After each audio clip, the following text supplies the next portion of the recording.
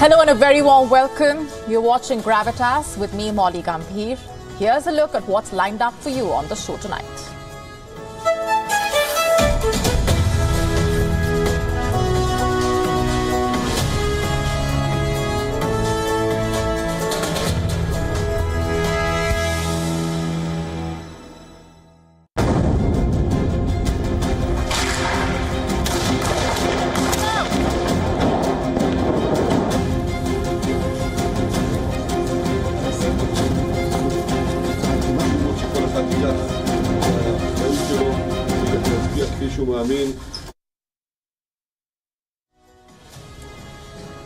Our cover story tonight on Gravitas focuses on a big question, the answer to which has far-reaching implications not just for a particular region, but for the entire world. Has the Israeli Prime Minister Benjamin Netanyahu got his bigger war? Over the last few hours, twin blasts in Iran have left over 100 people dead. And you know what happened yesterday? An Israeli airstrike killed the second-in-command of Hamas. Tensions have already been flaring in the Red Sea. What do all of these developments mean for the region and for Benjamin Netanyahu? We also tell you about the sentiment on the ground in Israel.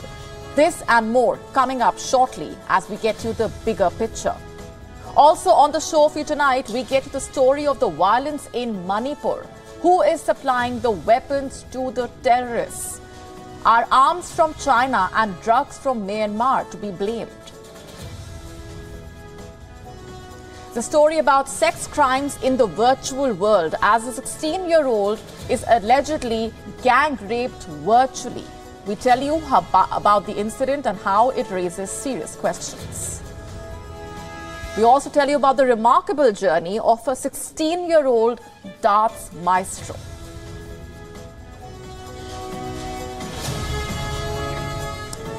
Massive blast in Iran today, an airstrike in Beirut yesterday which killed the second-in-command of Hamas during talks with Hezbollah, the Hezbollah promising a military response. The Red Sea boiling with conflict. Has the Israeli Prime Minister Benjamin Netanyahu got his bigger war? This evening, blasts rocked the Iranian city of Kerman. Over 100 people have died. Twin blasts struck near the tomb of the Iranian general Qasem Soleimani. Soleimani was assassinated on the 3rd of January 2020. Today is his 4th death anniversary. Hundreds were walking towards Soleimani's tomb. The blasts hit the procession near the Sahib al-Zaman Mosque. The Iranian state broadcaster saying at least 171 people have been injured. Soleimani was one of the most powerful figures in Iran. You would know that already. Who could have possibly struck Iran on such a day? Who could have killed Soleimani's supporters near his tomb on his death anniversary? Well, there are no credible answers yet. No one has claimed responsibility. But suspicion breeds battle in the dangerous fog of war. Tensions are rising sharply once again, and in geography much beyond Gaza. The question is, what happens next? West Asia is already in flames. There is fear of an expanding war. There was a strike in Beirut last night. Hamas's deputy commander was killed. Lebanon is on alert as well. The Hezbollah have threatened to avenge the attack. They have threatened to hit Israel, even as an anxious world, including Israel's most important ally, America, tries to de-escalate. One leader has been talking repeatedly about continuing this war for at least a year, if not more. Benjamin Netanyahu. Here's something we have been telling you on Gravitas for a while now. The Israeli Prime Minister knows that he cannot survive in office if this conflict ceases or even pauses. Logically, an extended war suits his interests. The war helps Netanyahu stay on in office. An expanding frontline, all the more. Let me show you. A poll published in the last 48 hours has found that only 15% of the Israelis want Netanyahu to stay in office. 23% of Israelis prefer Benny Gantz as their post-war prime minister. For those not following Israeli politics, Benny Gantz is the leader of the National Unity Party. His popularity does not in any way benefit Bibi, and Bibi is getting more unpopular day by day. He failed to defend Israel from Hamas, and he has failed to secure the return of the hostages.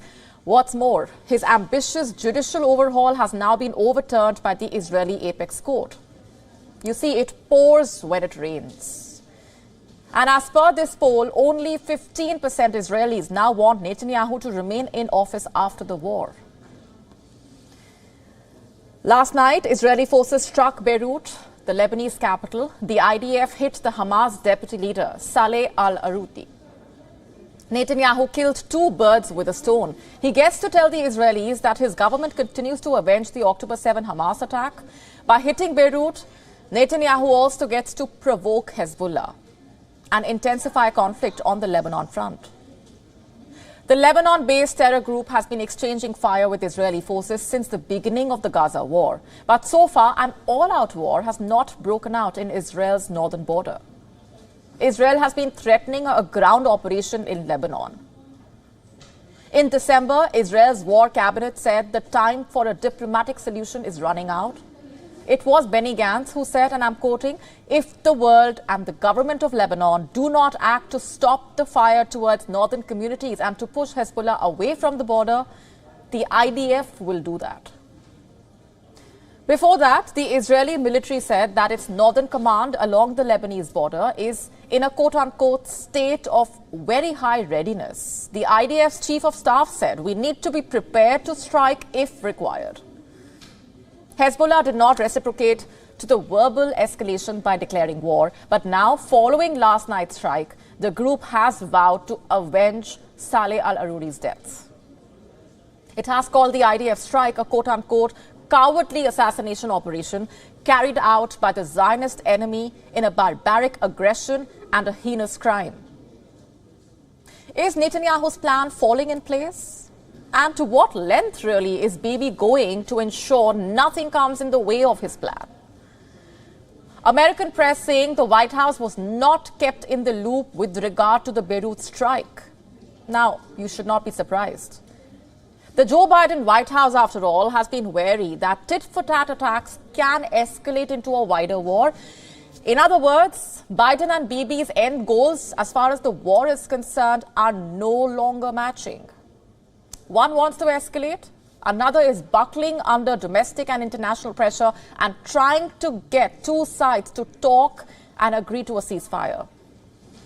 In fact, at one point last night, it looked like a temporary ceasefire could be announced soon.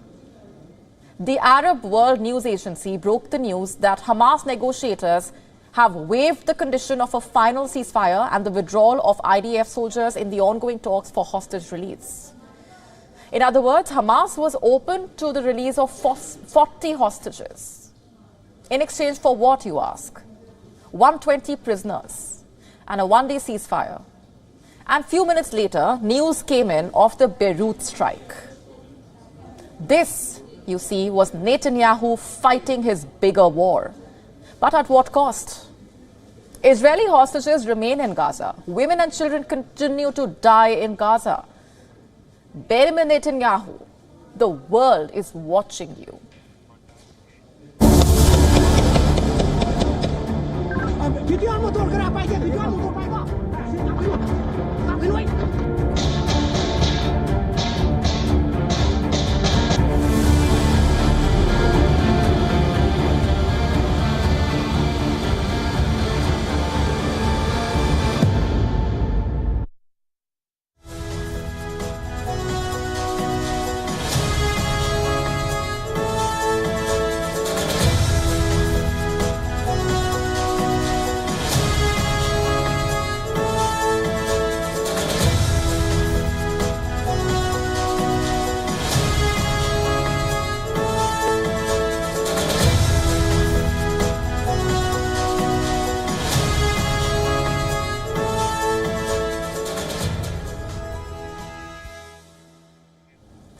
Manipur is being turned into a cesspool of violence.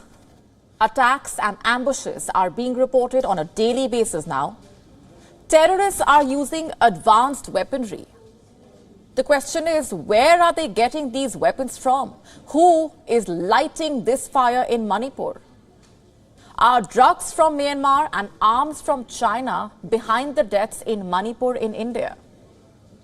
Let me just tell you what really has been going on in the northeastern state.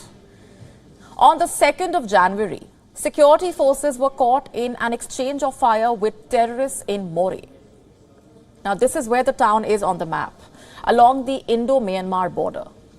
There have been multiple incidents of exchange of fire in different places across Moreh in the last couple of days. At least 5 security personnel have been injured. Manipur's chief minister has said that the weapons used by the terrorists are sophisticated. Reports say terrorists used rocket-propelled grenades or RPG. What's more, the chief minister has said that authorities are looking at quote-unquote involvement of foreign mercenaries from Myanmar. On the 31st of December, 4 people were killed in Thobal district. Militants opened fire at a crowd. Locals were enraged. They set some vehicles on fire. Banned insurgent group PLA, or the People's Liberation Army, claimed responsibility. On the 30th of December, a police team was ambushed in Moreh. Terrorists triggered blasts, opened fire at the police convoy. At least 1 policeman was injured. And later that night, around 11:40 p.m., RPGs were reportedly fired on police commandos. The attack happened at the security barracks. The security personnel were sleeping at that time. They were caught off guard. At least 4 of them were injured. Like I mentioned, terrorists used rocket-propelled grenades. Who is arming them? The People's Liberation Army has close links with its namesake in China. Manipur's PLA was established in 1978 by N. Bisheshwar Singh.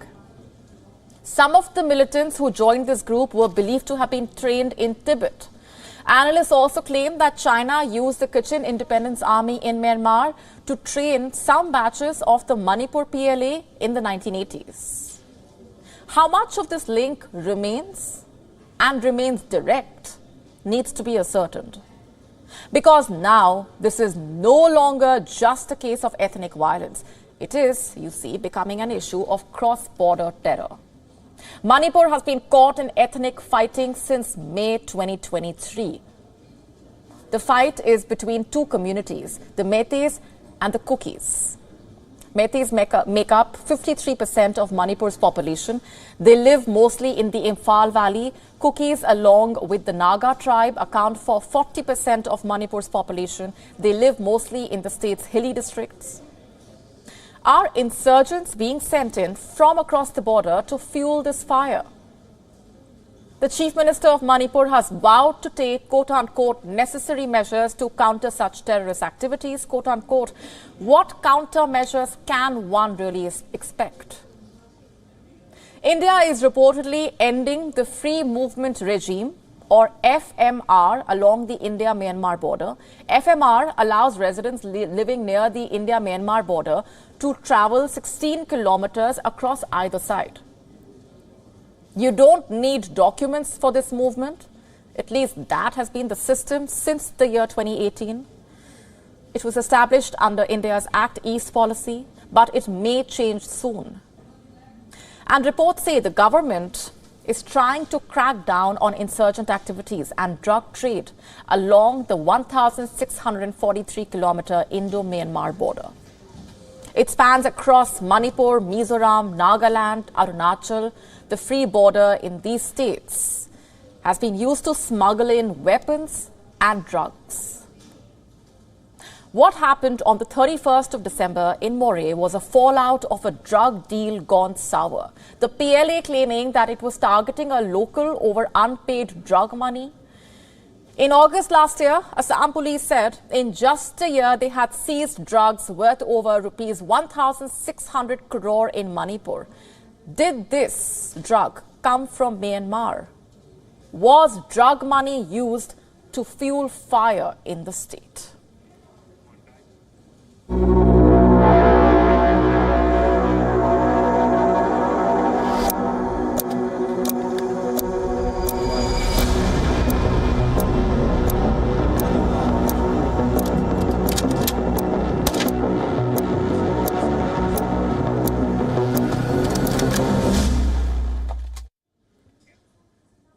In times of war, it is usually the men who get all the glory. But what about the women? What about their role in the war?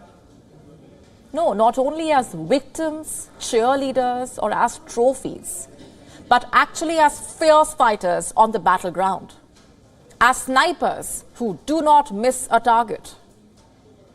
Ask the Ukrainian commanders, and they will give you an answer. Some 60,000 women are serving in Ukrainian armed forces. 42,000 of them hold military positions. 5,000 are fighting the war on the front lines. Only a handful of these brave women are snipers. And they, by the way, are giving a tough fight to the Russian soldiers. But let me tell you this, it's not easy being in a specialist profession dominated by men. The female snipers have trained hard and they have faced resistance at almost every stage. They are fighting not only their enemies, but also sexism and gender bias. Some, you see, were chosen for advanced sniper training. The training sessions were designed by a commanding officer who goes by the name deputy. That is what this report from The Economist says. Aside from shooting practice, the commander would train the snipers on tactics, ballistics, and movement. In usual circumstances, the training would run for a year and a half, but in Ukraine, the cycles of life and death run faster. Women snipers need to be deployed in a few months, if not weeks. The deputy admits that he was initially skeptical of training women snipers. And that is implicit bias for you. But now his opinion has changed. He believes that women are better snipers than men. And why is that? Because women are light and nimble, they can retreat without making a sound. They are also more patient and less likely to take unjustified risks. Now, while that is all well and good, what stands out is their performance in a grueling military survival test. The test is known as FISO. 90 candidates took part in this test. Only 5 were left standing by the end. 3 of them were women. They go by the name Sultan, Phoenix, and Oksana. Let's hear their stories. Sultan is all of 24. Her motto is, "You have to kill without giving a damn," quote unquote. She is the mother of an 8-year-old, and for her, her daughter is the reason to fight Russia. Let's hear the stories of some more Ukrainian snipers. This is Cuckoo. How did she get her name? Because of her habit of perching high above the battlefield. Cuckoo is 32 years old. She is a markswoman in the 47th Brigade of the Ukrainian Ground Forces.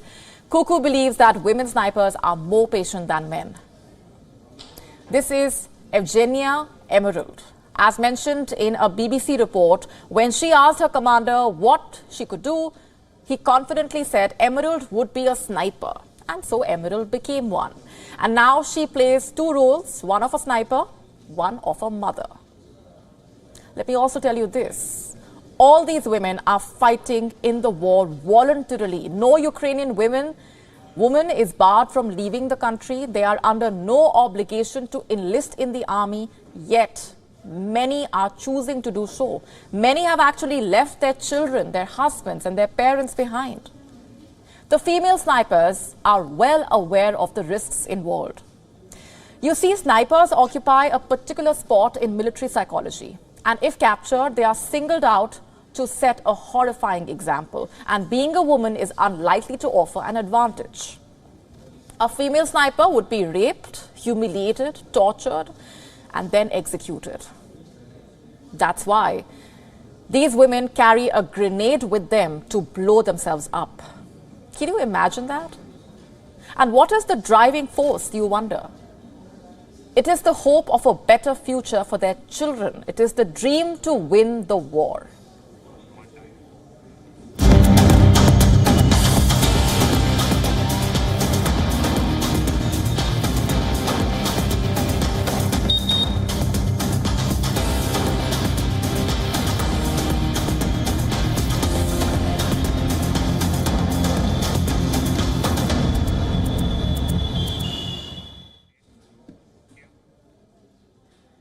Our next story is from the Indian state of Bihar.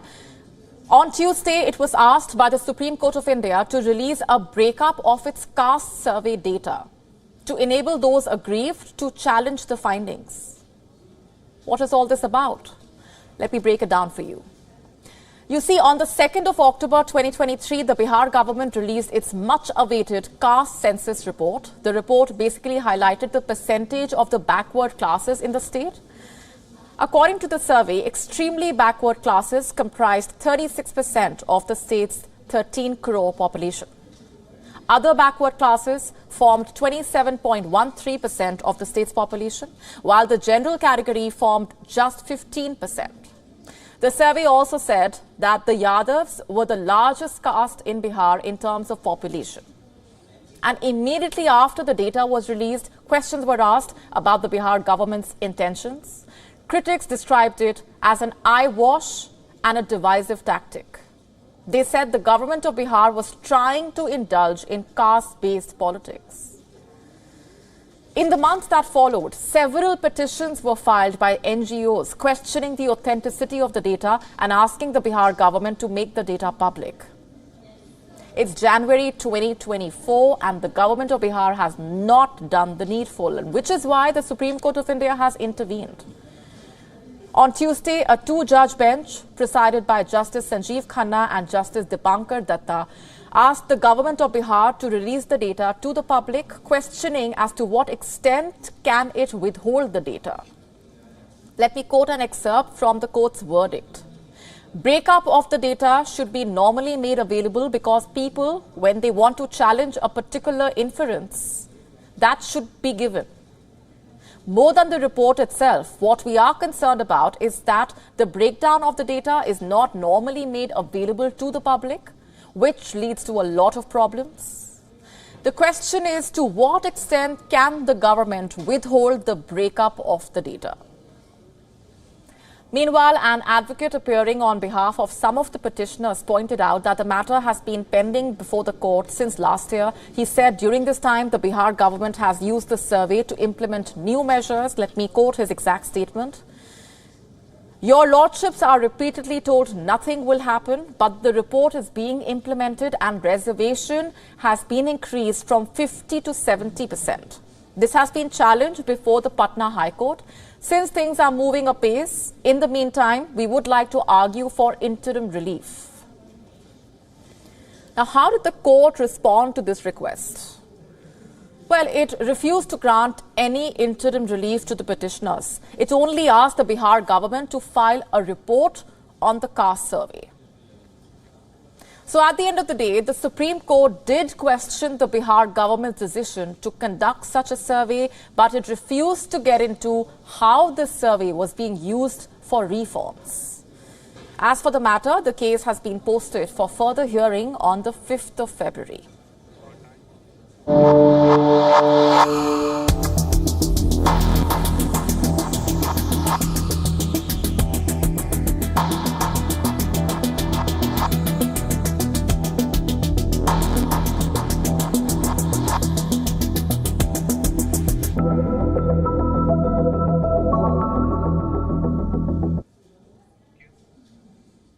Our next story is about a new frontier of trauma. As growing sex crimes against women continue to make headlines, there are now sex crimes in the virtual world to worry about. You heard that right. The question is, how does one protect themselves from sex crimes in the virtual world? Are we prepared to deal with such crimes? What happens in case a crime of this manner is committed? Let me tell you about what happened to a 16-year-old girl in the UK. The story is disturbing, to say the least. This 16-year-old was allegedly gang raped virtually. According to a report in the Daily Mail, this alleged rape took place in a virtual reality game. Her digital avatar was allegedly raped by a group of men. Now, for the unversed, virtual reality games involve putting on a virtual reality or VR headset. You must have seen them or even used them. When one puts on this headset, it creates an immersive experience. You are basically able to interact with other people in the metaverse. And what is metaverse? It's basically a world where people have digital avatars. As per the report, police are investigating the case and that the 16-year-old went through emotional and psychological trauma just like being raped in the real world. So even though the alleged rape took place in the virtual world, the trauma was real. The report talks about the many questions that emerge as a result of this case. Should an attack of this kind be prosecuted under the existing laws? Also, reportedly, there are concerns over how the existing laws, as far as sexual assault is concerned, talk about physical touching. And this in turn triggers questions over how the case will be prosecuted. In fact, last year, a British woman alleged in a blog post that male avatars had virtually gang-raped her avatar. She called it a nightmare. The thing is, metaverse allows individuals to live in this VR or virtual reality world. Their actual identity is concealed. There are safety concerns and also serious questions over what should happen in such cases. How should they be dealt with? How does one protect themselves in the virtual world? As we hurtle towards a more advanced virtual world, there are bigger questions that we will have to find answers to.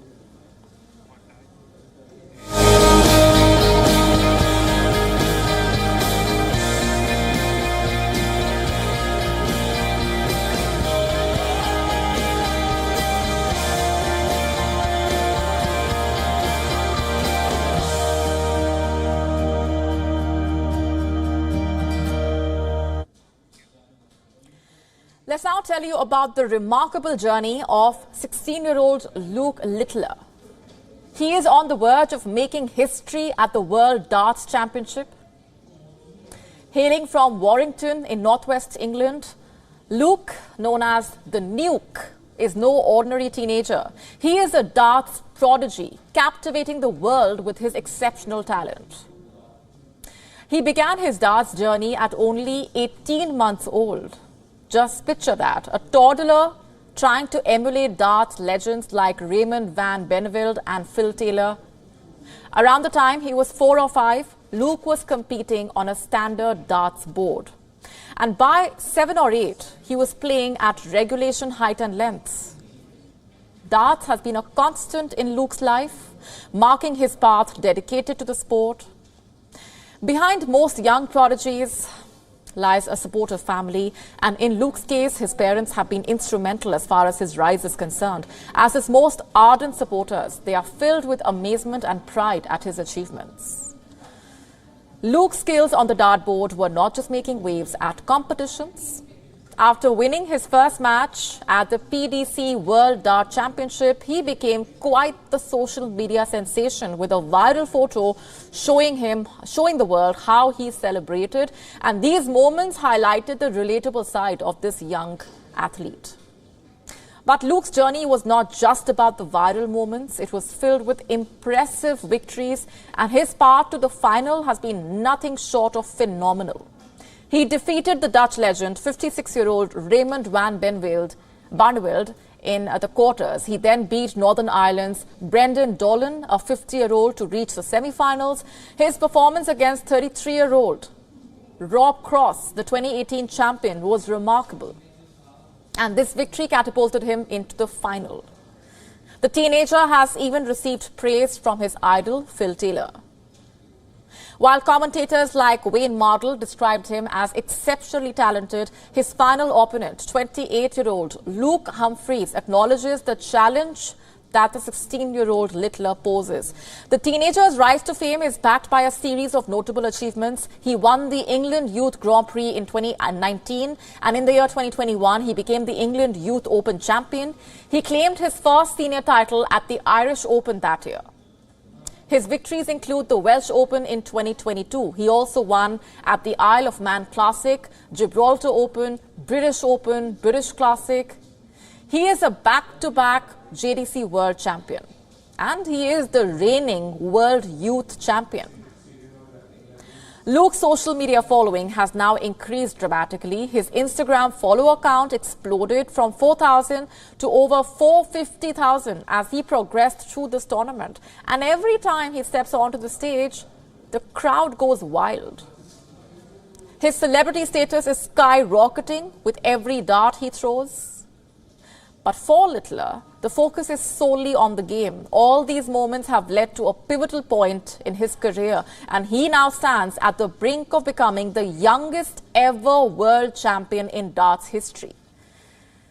As he prepares to face Luke Humphries in the final, a victory would cement his name in darts lore as the youngest champion and would make his upcoming 17th birthday on the 21st of January even more memorable. Other commentators also are captivated by his talent. During his last match, sports commentator Dan Dawson said, "Forget the force being with him, Littler is the force." Such has been the impact of this young dart prodigy.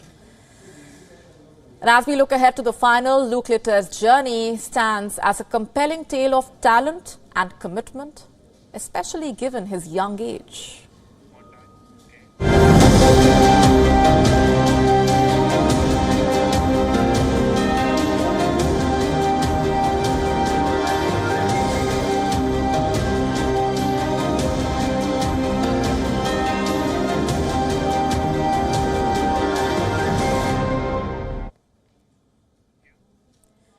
Is 2024 going to be the year of crypto? The year when cryptocurrencies expand to exponential heights? I ask this question because just 3 days into this year, cryptocurrencies are beginning to soar already. Just take the case of Bitcoin, the first decentralized cryptocurrency. According to reports, Bitcoin has surpassed $45,000. For the first time in nearly 2 years, it jumped as much as 5.2%, the highest level since 2022. As of 7 a.m. New York time Tuesday, the cryptocurrency was trading at $45,443. And why just Bitcoin? Other tokens have also advanced in the last 3 days. Like the second biggest cryptocurrency, Ether, it rose as much as 4.1% in the last 48 hours.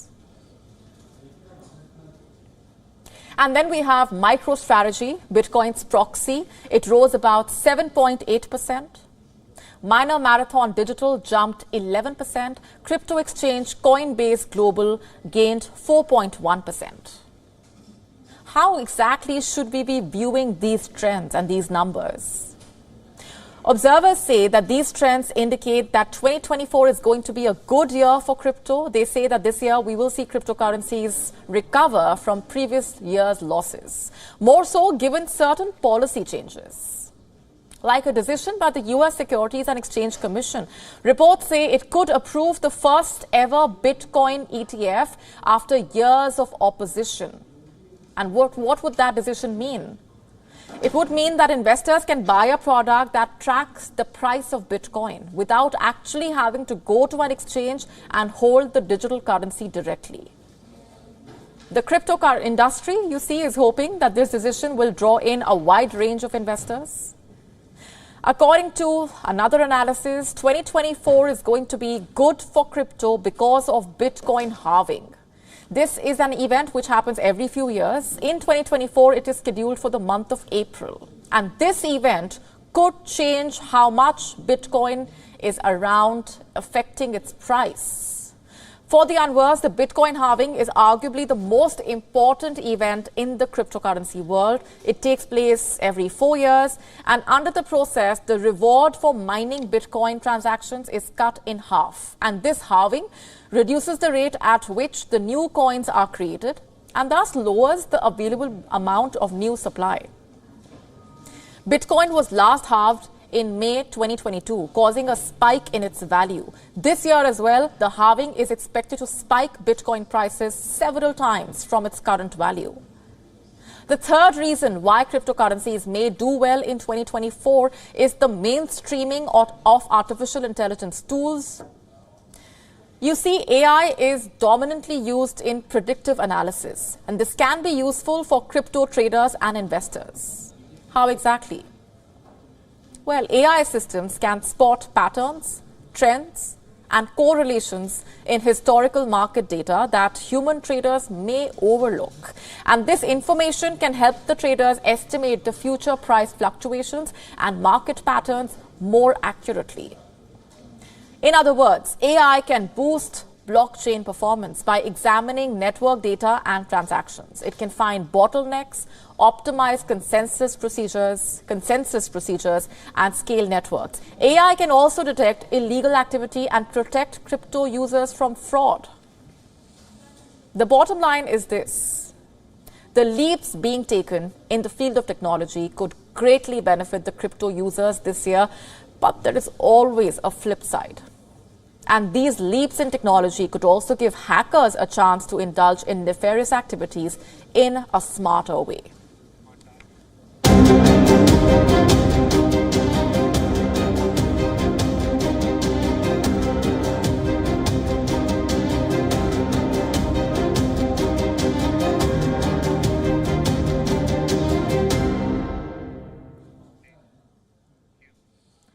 A crisis is brewing in Morocco. The king seems to have lost the favor of his courtiers. His top aides disapprove of his personal choices, and by that I mean his close relationship with Abu Bakr Abu Azeter. Moroccans feel abandoned by their king. Is Azeter to be blamed? It all began 5 years ago when an unusual image appeared on Instagram. It showed the king of Morocco, Mohammed VI, sitting next to a muscular man. The two men were pressed up together. Both of them wore sunglasses and were grinning widely. What was even stranger was the story behind that picture. Azeter is a mixed martial arts champion with a sporty record. He has been convicted of a string of offenses in Germany. This also includes assault. He moved to Morocco in 2018, and that same year, he was seen with the king for the first time. It was at an event to celebrate Azeter's achievements in mixed martial arts. And as the friendship deepened, Azeter began to post photographs of himself with the king. His strikingly informal tone with King Mohammed caught the eyes of the conservative elites. And in one of the posts, he wrote, "Our dear king, I cannot thank him enough for everything he has done for us." And soon Abu Azeter and his brothers joined the king's household. They said they were his personal trainers. Their family and friends also followed. The cage fighters installed a gym in the palace. The king started to work out. His face began to lose its puffiness. The king almost started looking fit. And in return, he showered the Azeters with gifts. In fact, when their mother died, King Mohammed allowed them to bury her in the grounds of his palace in Tangiers. The brothers acquired valuable beachfront real estate. They did not shy away from flaunting it on social media. Reports say the Azeters would use military jets. They would go to the garage and pick up whichever cars they wanted. Simply put, Abu Azeter and his family were thriving. King Mohammed's court officials, on the other hand, were growing ashen-faced. The king's close ties with the Azeters had been fueling anger among Morocco's political establishment. Now that anger has boiled over. The king's top aide, Fouad Ali El-Hima, and the domestic security chief, Abdelatif Hamouchi, opposed the king's relationship. They see Azeter and his family as a danger to the crown, and they are trying to convince the king to cool it off. Case in point being the reports published by the media loyal to the establishment. You see, the king's inner circle is usually left out of the media, but now a series of reports are attacking the Azeters. Some are even describing them as notorious crooks, quote unquote. And the king, of course, is not happy. Reports say he has escalated a war against the senior officials. The Azeters have also filed for defamation. But what about the people of Morocco? The population of some 37 million people faces multiple problems. Inflation is soaring. There aren't enough jobs. Security services are oppressive. You see, Morocco's economy is sinking, but the king prefers the bright lights of Paris. Last year, he was reportedly out of the country for 200 days. As well, he is set to be in the UAE with the Azetas since last month. Has the king abandoned his people? For the Moroccans, King Mohammed is far more than a figurehead. He has the final say on every matter of importance. Without him, the country's political factions essentially tend to descend into bickering. But he is rarely there to resolve the issues. Should a king have this much power in this time and age?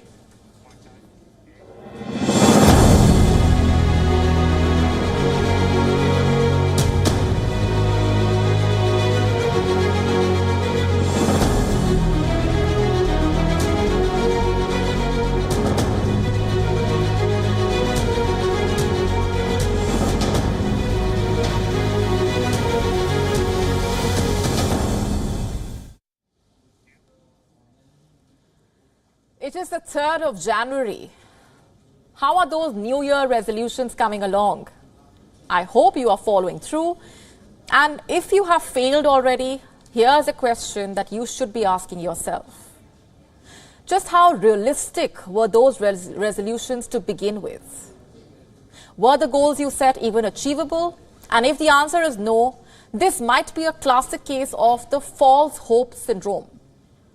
Now, don't be alarmed. It's just a psychological phenomenon that many people tend to experience. You see, in excitement, they end up setting tall goals and then they struggle to pull through. Believing that you can do something, no matter how unrealistic it is, can still feel empowering. In today's lingo, it's called being delulu. You see, the new year brings a lot of hope. There are new beginnings, phrases like, this is going to be my year, or new year, new me, are thrown around very casually. And amid all this comes a spate of resolutions.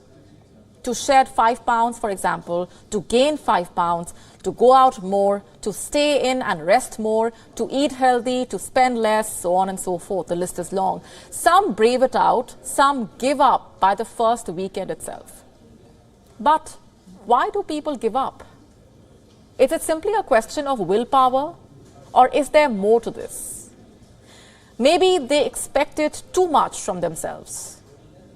Now, being enthusiastic is well and good. I'm not questioning that. But maybe their resolutions needed discipline that they never practiced before.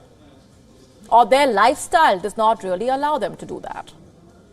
For example, if you are someone who works late, fixing your sleep cycle is going to be difficult. If your daily routine does not involve much movement, hitting the gym every day will be an uphill battle. If you have a hectic schedule, you will not have the time to cook healthy meals every day. So what is the way out? To not have these resolutions at all? Of course, I don't think so. The key is to set goals that are actually realistic. Maybe you cannot work out every day, but you can find 10 minutes to go out on a walk. You can take the stairs instead of the elevator, for example. You might not be able to read one book every week, but you can squeeze in one short one in a month, maybe a few pages every day. That would still be better than no books read. What do you think about this? You see, building good habits takes time, and consistency is always better than extremism. We now turn to an exceptional story unfolding in France, where architecture meets the matchstick artistry like you've never seen before. We show you how a man's dream and dedication have been bringing the iconic Eiffel Tower to life as a miniature masterpiece unlike anything you've seen before. In a town in France, Richard Plod, a 47-year-old council worker, is creating history by building an Eiffel Tower one matchstick at a time. But why matchsticks, you ask? And why the Eiffel Tower specifically? Well, building models with matchsticks is a form of art that requires extreme precision and a lot of patience. Each piece must be carefully cut, glued and placed, demanding hours of focused attention. The Eiffel Tower, with its intricate latticework and distinct shape, poses a unique challenge. It's not just about replicating a structure, but also about capturing its essence in miniature form. This makes Claude's endeavor not just a test of skill and endurance, but a labor of love and artistic expression. Claude is no ordinary craftsman, and the scale of his plans is ambitious, to say the least. His goal is to build the world's tallest matchstick model of the Eiffel Tower. This replica, if and when completed, will stand at an impressive 7.20 meters high. Now let's imagine for a moment, in Claude's family living room, amid everyday life, standing this partially complete structure. It's over 2 meters high at the moment, almost brushing the ceiling. This is not just a hobby for Claude, it's a passion. Over the past 8 years, he has meticulously glued together 800,000 matchsticks, amounting to 33 kilometers in length. This represents 4,000 hours of work, which is truly a testament to his dedication. But what makes his creation unique is not just its size, it's the detail and the craftsmanship that goes in. Claude had to revisit trigonometry in order to construct the tower's legs with their precise inclination. He even joked about this in a local media report, that he really needed Pythagoras. But behind this humor lies a story of complex calculations. And what's even more fascinating is that this matchstick tower is fully removable, modeled after a giant Meccano set. Each piece is a marvel of miniature engineering inspired by a 1.20 meter model. Claude multiplied its dimensions by 6 in order to achieve his grand scale. Designing over 400 different pieces, the journey of assembling this masterpiece started with simple matches from a local supermarket. A tedious process that soon led Claude to a wholesaler. And now he receives matches without flammable parts, making the process slightly less laborious.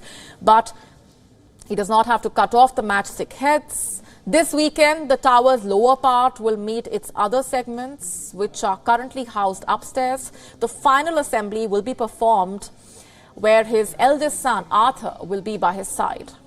This Herculean task is more than just about building a model.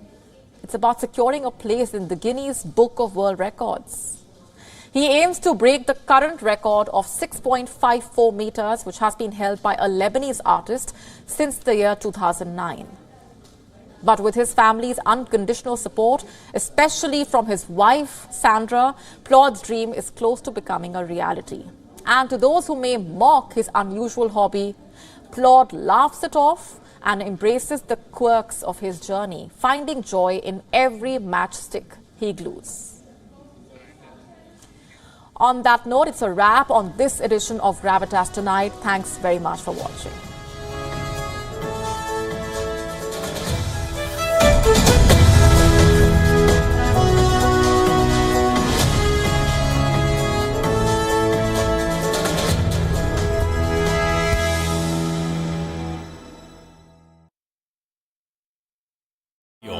India's global voice, the channel that brings you the biggest stories from across the world through India's lens. Now available in more than 190 countries worldwide. Because we believe that the world is one. Watch us in Africa, Europe, USA and Canada, South America, Asia Pacific, Middle East and North African regions. Also available on these digital platforms across the world.